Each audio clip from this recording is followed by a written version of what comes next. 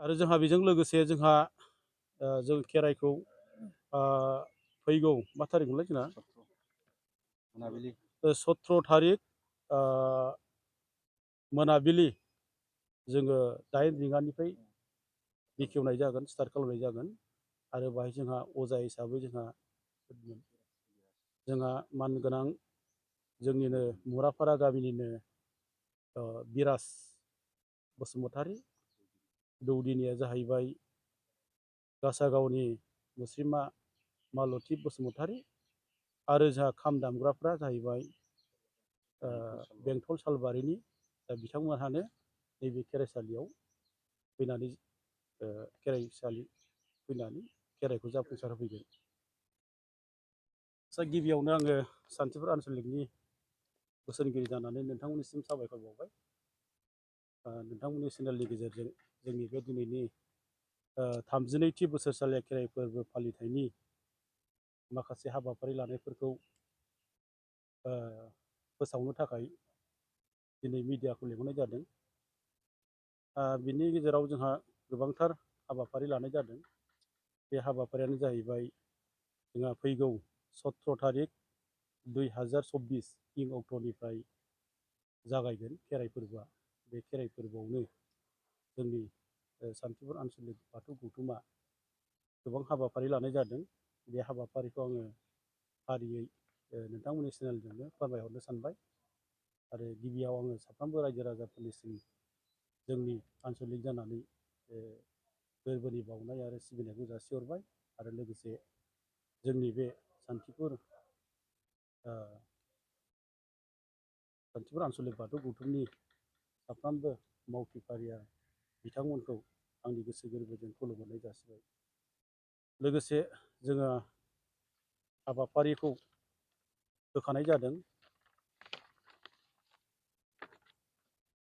जोङो फैगौ 17 थारिख 10 मार्च 2024 बिस्थिबार खालि फुंबिलि 7:30 जोंहा फिरफिला बिरहोनाय हाबाफारि दङ। बे हाबाफारियाव जोंहा बिरहोगोन मुस्रि बिरखां मुसाहारि, जे जोंनि आनसलिकनि आफादगिरि।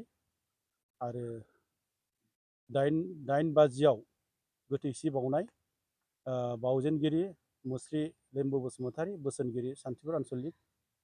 आरो फुंबिलि 9 रिंगा 9 रिंगाया बाथौ आर'ज मेथाइ खननाय रोजाबनाय बादायलायनाय, दैदेनगिरि लाहेश्वर बसुमतारी, आर'ज बिजिरगिरि मानगोनां जोंहा डिस्ट्रिक्टनिनो भाइस प्रेसिडेन्ट मुस्रि परेश बसुमतारी सार, हारिमु नेहाथारि चिरां जिल्ला दुराय बाथौ गौथुम।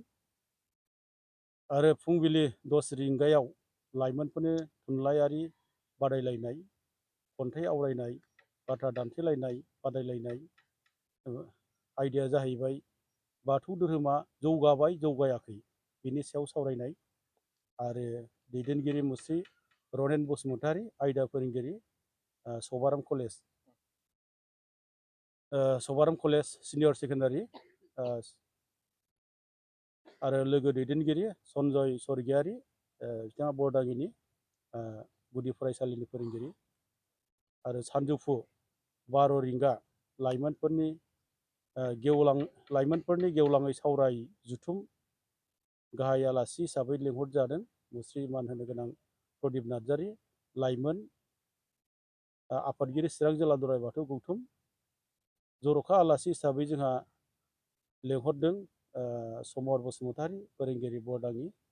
आरो मोनाबिलि 7 रिंगा खेराइ बेखेवगोन गाहाय आलासि हिसाबै मान होनो गोनां सोरां ब्रह्म, लाइमोन आफादगिरि मिरु दुलाराय गुदि बाथौ आफाद।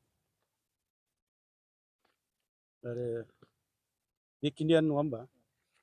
दा बेखिनिखौ जोङो सान्थिपुर आनसलिक बे हाबाफारि लानाय जादों।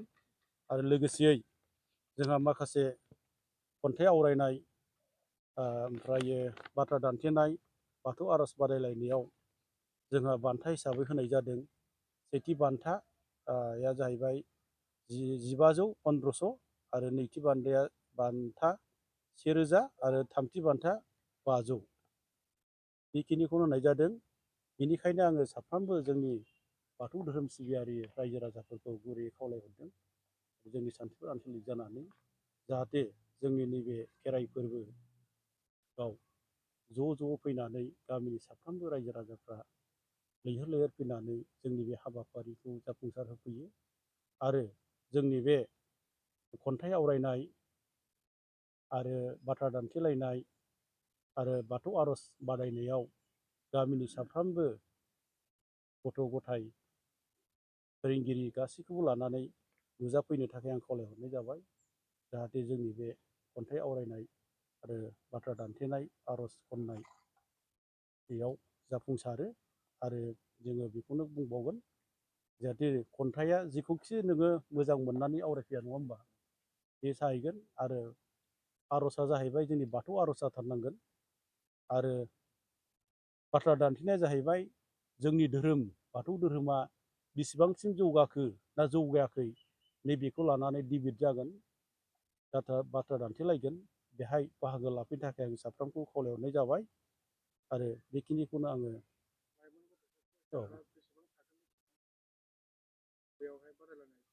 जोङो बाहाय जोंहा बाथ्रा दान्थेनायाव जेरै एम इ सेक्सननिफ्राय एम ए लेभेलसिमखौ लाहैदों आरो जोङो नैबे खन्थाइ आवरायनायावबो थिग बे रोखोमखौनो लादों जोङो जे सिक्सनिफ्राय 5-6निफ्राय एम ए सिम जाय बिथांमोनहा खन्थाइखौ बादायफैनो गोसो जानाय बिथांमोनहा फैनो हागोन आरो बा बादायफैनो हागोन बेखिनिखौनो खावलायहरबाय आरो नैबे जोंहा जे बाथौ धोरोमा जौगादोंना जौगायाखै बिनि सायाव गोबां सावरायलायनो थाखाय आङो जोंनि बाथौ सिबियारिफोरखौ गुन गोनां जि माखासे सोलोंसाफोर दङ बा इन्टेलेक्सुयेलफोर दङ बिथांमोनखौ खावलायहरदों जाहाथे नैबे बाथ्रा दान्थेलायनायाव नुजाफैयो बेखिनिखौनो खावलायहरबाय।